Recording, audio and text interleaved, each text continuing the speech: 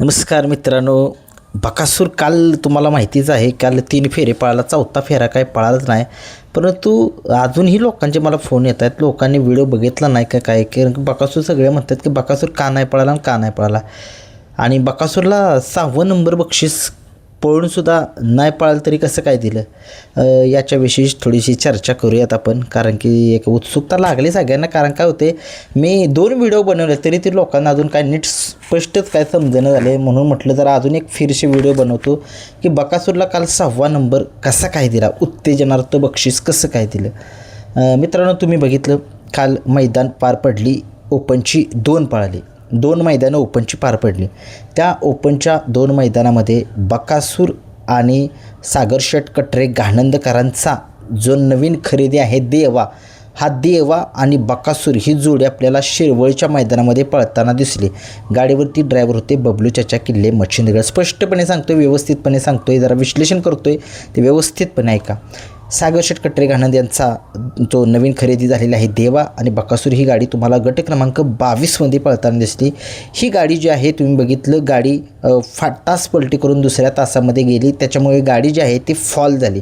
त्याच्यामुळे फॉल झाली गाडी. आता सगळे महाराष्ट्रातले सगळे तमाम जे बैलगाडा मालक, म्हणजे जेवढे प्रेक्षक आहेत महाराष्ट्रात नव्हे तर ते 13-14 देशामधील जे लोक आहेत ते बघत होते की नक्की काय झालं, कशामुळे झालं, पैरा कोण होता नक्की. हा जो होता देवा, तुम्हाला सांगतो सागर शेठ कटरे घाणंद त्यांची बैल आहेत बघा, दुर्गा, बब्या, गोकुळ, हे त्यांच्याच एक नवीन खरेदी त्यांच्या दावणीतला आहे. हाच जो होता देवा होता.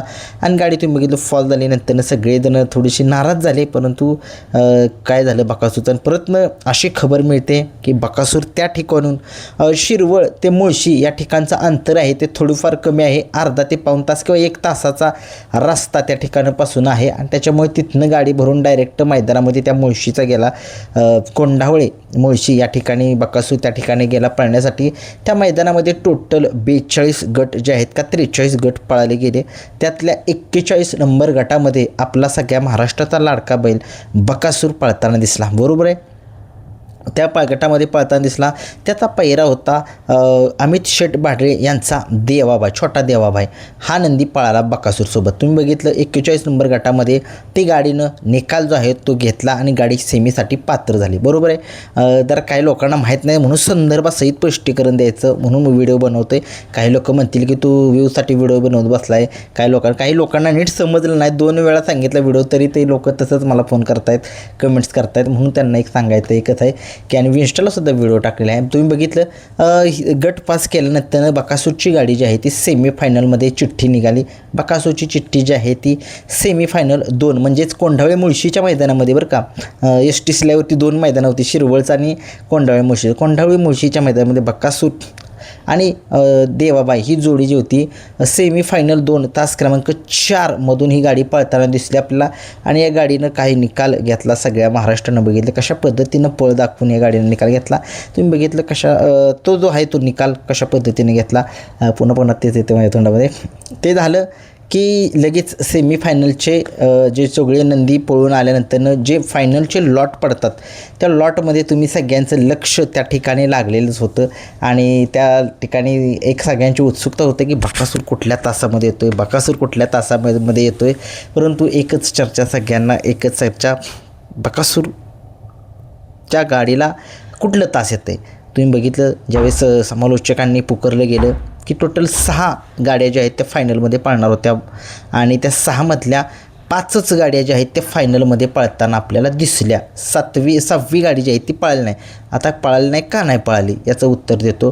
कारण तुम्हाला माहिती आहे या बैलगाडा शर्यत संघटनेचे अध्यक्ष आहेत नितीन आबा शेवाळे असतील, सचिव असतील विलास देशमुख सर असतील, बाकीचे सगळे पदाधिकारी, तसे महाराष्ट्रातील तमाम जे आहेत प्रत्येक तालुक्याच्या कमिटीचे अध्यक्ष असतील, कोण सदस्य असतील, त्यांची मीटिंग होती. त्या मीटिंगमध्ये ह्या प्रश्न म्हणजे ह्या त्यांच्या मीटिंगमध्ये हा नियम जो आहे तो सगळ्यांना विचारून व्यवस्थित जाहीरपणे केलेला आहे.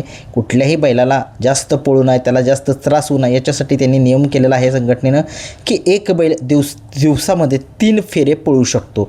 आणि मग तसं उल्लेख असा आहे, असा केला नाही की उल्लेख की एक बैल दुसऱ्या मैदानामध्ये पळू शकत नाही.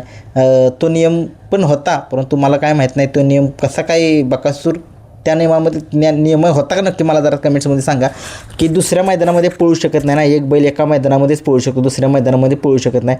परंतु ठीक आहे ती गोष्ट बाजूला, परंतु तुम्हाला नियम जो आहे तो एक बैल 3च फेरे दिवसामध्ये पळू शकतो. आणि तसंच झालं बकासूर शिरवळ मैदानामध्ये गटपास झाला. कोंढावळे केसरी तिथनं गटपास झाला नाही, गट हारला त्या ठिकाणी, म्हणजे पराभूत झाला, गाडी लॉबी झाली. त्या ठिकाणून एक फेरा झाला का. तसेच कोंढावळे मुळशीच्या मैदानामध्ये गेला, गट काढला, सेमी झाला. 3 फेरे कंप्लीट झाले बकासूरचे. त्याच्यामुळे आता बकासूर कुठेच पळू शकणार नव्हता फायनलला त्या ठिकाणी.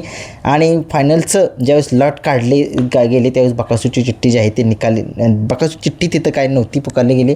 आणि बकासूरला 6 नंबरचं उत्तेजनार्थ बक्षीस म्हणजे 30,000 रुपये का काहीतरी देण्यात आलं का मला काय आठवणार. बहुतेक 6वं बक्षीस का 7वं बक्षीस 6,000 होतं.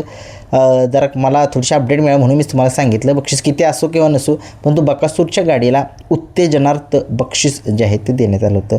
हीच नियम जो होता तो सगळ्यांना सारखा असतो, गरीब असो, बारका असो, मोठा असो, छोटा असो.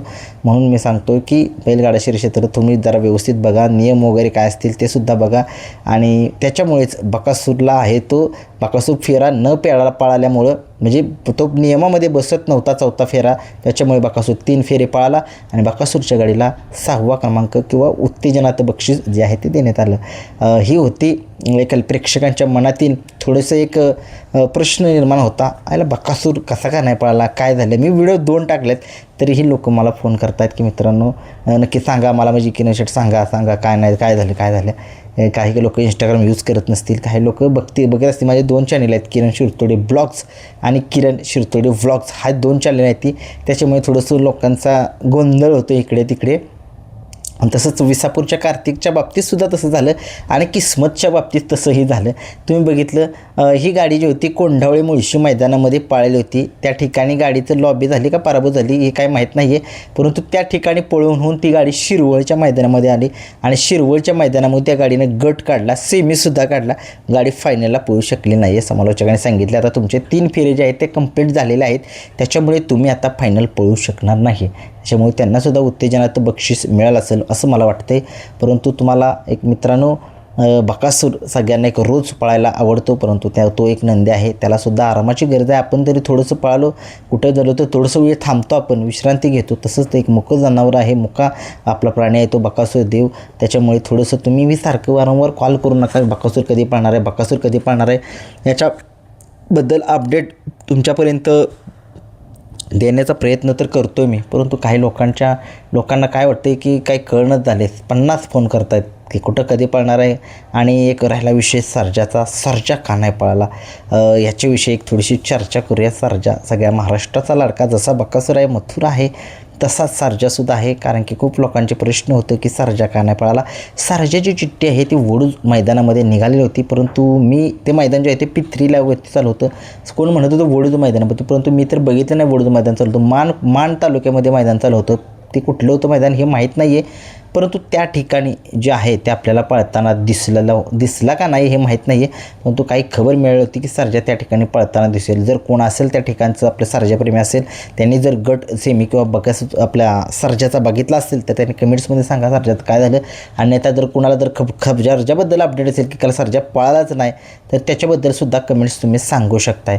नक्कीच बघा मित्रांनो, या सर्जालासुद्धा एवढं प्रेम दिलं जाते. आणि खूप रिया पाटील नावाचे खूप सारे खूप फॅन मोठा आहेत ते सर्जाचे, त्यांच्या कमेंट्स खूप असतात आपल्या चॅनलला. रिया पाटील काहीतरी असं नाव आहे. आणि खरंच त्यांचंसुद्धा खूप आभार. सर्जावरती खूप सारं प्रेम करतात ते, आणि असंच करायसुद्धा पाहिजे, का नाही करायला पाहिजे. प्रत्येकाचा नंदी जो आहे तो आवडत असतो. कुणाला बकासूर आवडतो, कुणाला मथुर आवडतो, कुणाला घोट सर्जा आवडतो, कुणाला म्हणजे सगळे टॉपचे नंदी आहेत. घरणिकीचा राजासुद्धा दिसत नाही. घरणिकीचा राजा एवढ्या मोठ्या मैदानात का नाही पळत याच्याविषयी थोडीशी मी तुम्हाला वेगळा व्हिडिओ जो आहे तो बनवून येईन मी घेऊन. कारण की तुम्हाला माहितीच आहे त्याचासुद्धा इतिहास सगळ्या महाराष्ट्राला माहीत आहे. ज्या बैलाला संबंध महाराष्ट्रामध्ये ज्याला चटणी भाकरीचा पैलवान म्हटलं जातं, हिंद केसरी बाळासाहेब माने यांचा हिंद केसरी राजा. काय याची कहाणी जर ऐकली ना अंगावरती शहारे येतील मित्रांनो. याची कहाणी घेऊन येईनच, थोडं अजून एक व्हिडिओ घेऊन येईनच.